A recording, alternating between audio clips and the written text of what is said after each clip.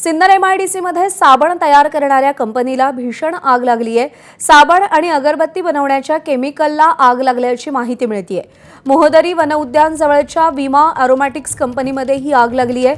Fire ब्रिगेडकडून आगीवरती नियंत्रण मिळवण्याचे प्रयत्न सुरू आहेत। कंपनीमधल्या कामगारांना सुरक्षित बाहेर काढल्याची माहिती मिळतेय। मुकुल कुलकर्णी आपले प्रतिनिधी आपल्याला अधिक अपडेट देतील। मुकुल, दृश्य समोर आली आहेत, आग किती भीषण आहे हे कळतंय। घटनास्थळावर सध्या काय परिस्थिती आहे? साधारणतः 1 तासापूर्वी ही आग लागलेली आहे। आग आटोक्यात आणण्याचे शर्थीचे प्रयत्न सुरू आहेत। MIDC मधील शेवटच्या कोपऱ्यामध्ये ही कंपनी आहे आणि आजूबाजूच्या काही कंपन्यांना यामुळे धोका संभवू शकतो। त्यामुळे माळेगाव म्हणजे सिन्नर मधील MIDC सह नाशिक महानगरपालिका म्हणा किंवा आजूबाजूचे अग्निशमन दलाचे कर्मचारी आणि बंब हे आता घटनास्थळी पोहोचत आहेत। पोलिसांचा देखील बंदोबस्त तिथे पोहोचतो आहे आणि आग आटोक्यात आणण्याचे आणि बघ्यांची गर्दी कमी करण्याचे आता एका बाजूला प्रयत्न सुरू आहेत। कंपनीमध्ये जे कामगार होते त्या कामगारांना सुरक्षित बाहेर आणल्याची माहिती यंत्रणांकडून मिळते, परंतु आग आटोक्यात आणण्यात अजून पुढील अर्धा ते पाऊण तास लागेल अशी सध्याची स्थिती आहे।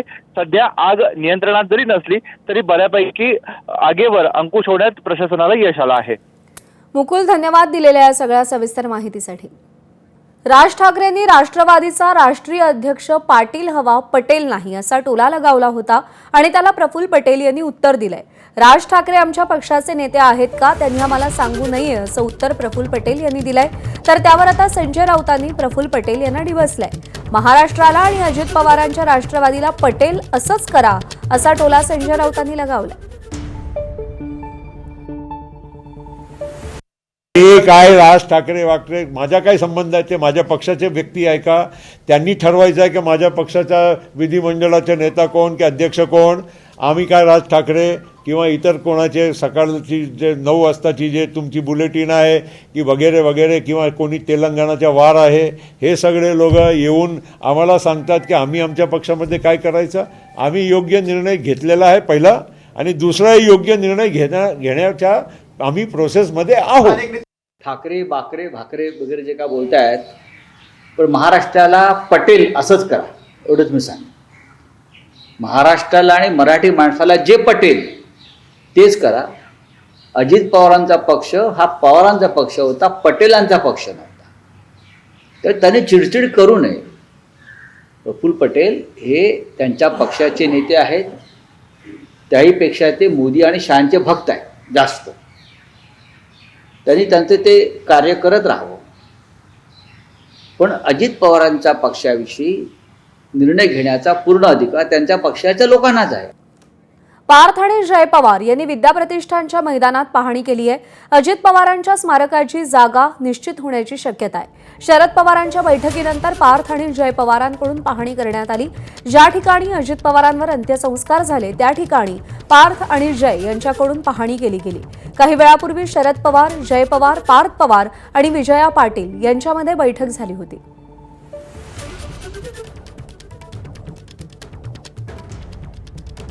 आणि यानंतरची बातमी युतीच्या गोटातून आहे। माझ्यासारखे 242 आमदार आहेत म्हणून तुझा मुख्यमंत्री आहे। शिवसेनेचे आमदार सुहास बाबर यांनी भाजपच्या स्थानिक नेत्यांना हा इशारा दिलाय। सुहास बाबर हे शिवसेनेचे खानापूर आटपाडीचे आमदार आहेत। मुख्यमंत्र्यांना विचारा सुहास बाबर कोण आहे ते, असं बाबर म्हणाले। खानापूर आटपाडीची भाजप, काँग्रेस, राष्ट्रवादी, शिवसेना मीच चालवतो असा देखील त्यांचा दावा आहे। मी दिसतो शांत पण कार्यक्रम करायला लागलो तर बघ असा इशारा ते देत आहेत। विट्यात मी काय केलं हे माहिती आहे का? दरम्यान वाद झाल्यानंतर आता सुहास बाबर यांनी स्पष्टीकरण दिलंय। मुख्यमंत्र्यांचा एकेरी उल्लेख केला नाही, टीका करणाऱ्यांना उत्तर दिल्याचं सुहास बाबर यांनी सारवासारव करत म्हटलेलं आहे। आणि काय सांगितलं म्हणे तर मुख्यमंत्र्यांची सही शेवटला असते। अरे तुझा मुख्यमंत्री माझ्यासारखे 242 आहेत म्हणून मुख्यमंत्री आहे तुझा। आणि एकदा जाऊन विचार तुझ्या मुख्यमंत्र्याला कोण आहे सुहास बाबर, त्याचं उत्तर तुझा मुख्यमंत्री देतो। एवढं सोपं नाही राजकारण, एवढं म्हणते तेवढं सोपं नसतं। आज 242 आम्ही आज फिरतोय तिथं अवतीभोवती, आणि तुझं कुठला पण नेता तुझ्या जवळ घेऊन जाऊ दे की, आणि सुहास बाबर जाऊ दे, नाही मला आधी घेतून तुला बाहेर बसवलं तर तुझ्या नेत्याला तुझा काय संबंधच नाही। तुझा जरी मुख्यमंत्री असला तर ते मुख्यमंत्री आज आम्ही सगळे बरोबर आहोत म्हणून आम्ही एकत्रितपणे काम करतोय, शांततेत काम करतोय। आता त्याचं क्लिप तोडल्या आणि सुहास बाबरांचं मुख्यमंत्र्याला चॅलेंज. एकेरी उल्लेख. आता ते एकेरी उल्लेख मी केलाय, पण त्याचा केलाय ज्यानं पत्रकार परिषद घेतली, ज्यानं माझ्यावर टीका केली, ज्यानं अनिल भाऊंच्यावर टीका केली, जो खालच्या थरावरती भाषण करतो त्याच्यावर एकेरी उल्लेख मात्र मी नुजा म्हटले. मी असं काहीतरी तुम्हाला ते सांगून आता अपप्रचार करण्याची शक्यता दाट आहे. मुख्यमंत्री देवेंद्र फडणवीस यांना 11 कोटी जनतेचे आशीर्वाद आहेत आणि त्यामुळे ते मुख्यमंत्री झाल्याचं भाजपचे नवनाथ बन यांनी म्हटलंय. आमच्या तुमच्यामुळे फडणवीस मुख्यमंत्री असं बोलणं चुकीचं असल्याचं नवनाथ बन म्हणाले.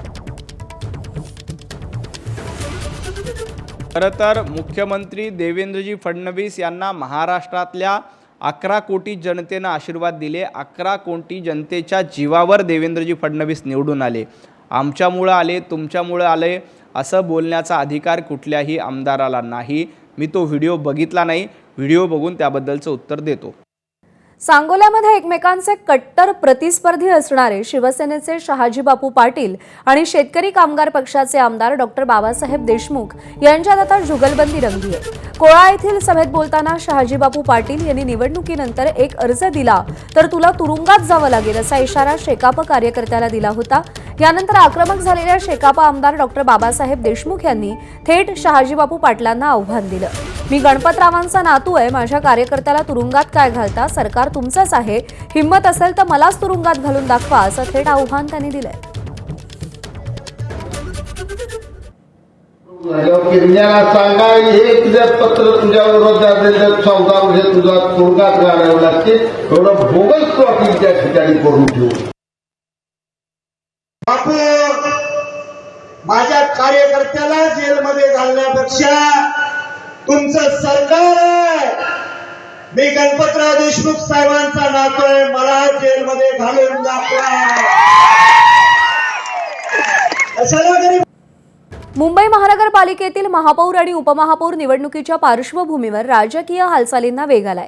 11 फेब्रुवारी रोजी होणाऱ्या या निवडणुकीआधी सगळ्याच पक्षांनी आपल्या नगरसेवकांना मुंबईतच थांबण्याचे स्पष्ट निर्देश दिले. 9 फेब्रुवारीला होणाऱ्या आंगणेवाडीच्या जत्रेमुळे कोकण पट्ट्यातील काही नगरसेवक बाहेरगावी जाण्याची शक्यता व्यक्त केली जाते. याची दखल घेत पक्षांकडून अतिरिक्त सावधगिरी बाळगली जाते. शिवसेना ठाकरे पक्षाकडे स्पष्ट बहुमत नसतानाही त्यांनी खबरदारीचा पवित्रा घेत नगरसेवकांना 15 फेब्रुवारीपर्यंत मुंबई न सोडण्याचे निर्देश दिले.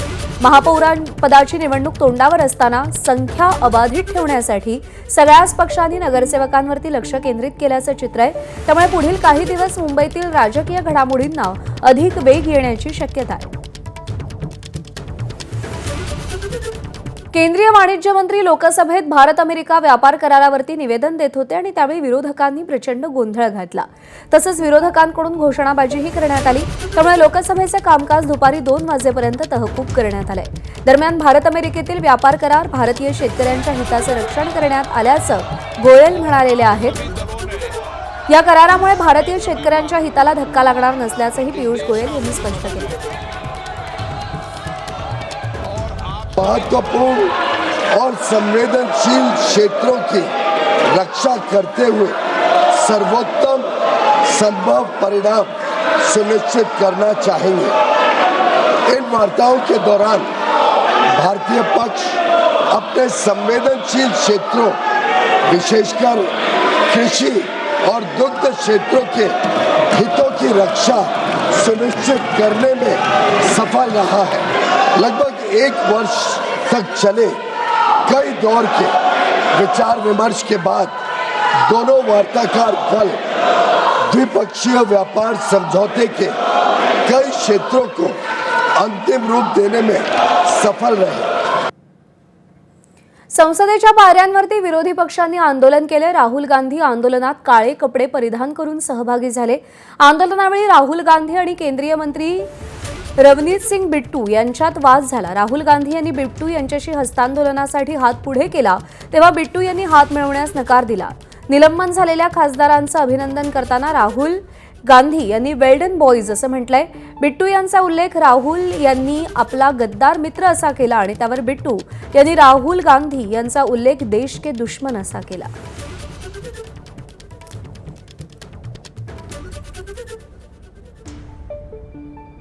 बट यहाँ पे पूरा लिखा है, यहाँ पे मेन लाइन है जो प्रधानमंत्री ने कही, जो उचित समझो वो करो, राइट। जब chief of army staff general Naravane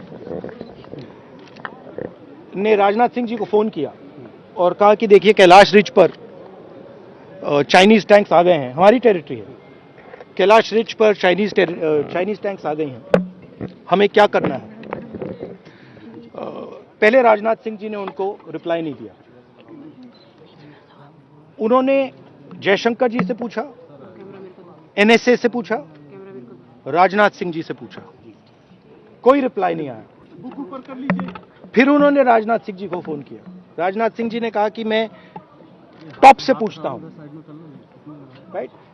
order था, स्टैंडिंग ऑर्डर था टॉप का कि अगर चाइनीज फोर्सेस अंदर आएंगी तो उन पे बिना हमारे पूछे फायर नहीं करना है। नरवणे जी और हमारी जो आर्मी थी, जो सेना थी, वो उन टैंक्स पर फायर करना चाहती थी क्योंकि वो टैंक्स हमारी टेरिटरी में आ गई थी। नरेंद्र मोदी जी ने मैसेज दिया कि देखिए जो उचित समझो वो करो।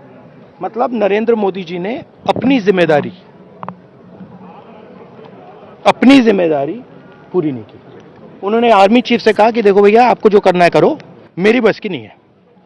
और आर्मी चीफ ने साफ, नरवाने जी ने साफ लिखा है इसमें, आई फेल्ट रियली अलोन, मैं बिल्कुल अकेला था, I was abandoned by the entire establishment, this is what they are scared.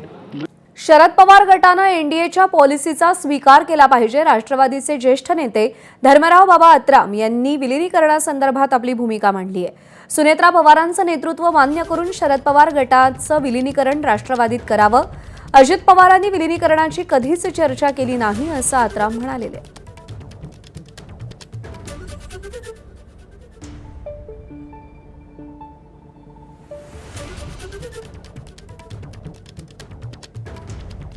सुद्धा मी हेच बोललो होतो की दोन्ही राष्ट्रवादी एकत्रित आले पाहिजे, म्हणजे आपला विकासाकरता या राज्याचा विकास झाला पाहिजे. त्या दृष्टिकोनातून आपण सगळे एकत्रित होऊन मतविभाजन करण्यामध्ये काही अर्थ नाही. साहजिकच आहे ते. आपलं गटामध्ये यायचं असेल तर एकतर नंबर 1 एनडीएचा पॉलिसी, एनडीएच्या सोबत आपण गेला पाहिजे, जसं आम्ही एनडीए सोबत आहोत. आणि त्याच प्रमाणामध्ये त्यांना नेतृत्व मान्य करावं लागेल ताईंचं, आणि ताईंचं नेतृत्व मान्य केलं की आम्हाला काय प्रॉब्लेम आहे. म्हणजे शरद पवार गटातील जे नेते त्यांनी वास्तविकता, राजकीय वास्तविकता स्वीकारलं पाहिजे. असं काय चर्चा आमचा झाला नाही, कारण की मी फार जवळून मी त्यांच्यासोबत होतो, फार जवळचा होतो.